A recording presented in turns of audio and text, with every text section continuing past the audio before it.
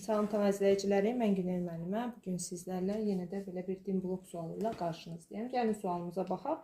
Sualımızda deyir ki, limit n sonsuzluğa yaxınlaşdıqca 5'də 1 üstü n üstə gəlinsin 6n bölünsün kökün altında 4n kvadratı minus 5'in limitini hesablayın.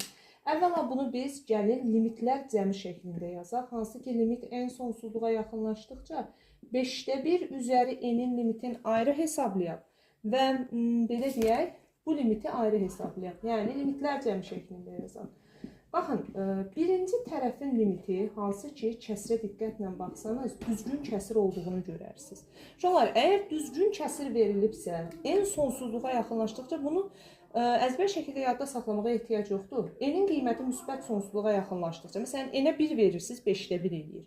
N'ə 2 verirsiniz, 25'də 1 eləyir. 3 verirsiniz, 125'də 1 eləyir və getdikcə qiymətlər sıfıra yaxınlaşır. Deməli, bunun limiti sıfırdır. Ümumiyyətlə, düzgün kəsir verilibsə və qüvvət müsbət sonsuzluğa yaxınlaşırsa, bəli, limit cavabımız sıfırdır. Bu limitdə isə hər tərəfin n'ə bölək, limit n sonsuzluğa yaxınlaşdıqca, n'ə bölsəm surət 6 qalacaq. Məxrəcdə n'ə bölsək olacaq 4 kökün altında. Minus 5 böl n'in kvadratı. Çünki bu n kök altına daxil olduqda n kvadratı olaraq daxil olur. Və indi bunun limiti nəyə bərabərdir? Təbii ki, bu sonsuz kiçiləndə sıfırdır. O zaman limitin cavabı 0 üstə gəlinsin 6 böl kök altında 4. 4'dən də 2 çıxdığına görə 6 böl 2 və limitimizin doğru cavabı 3'ə bərabərdir.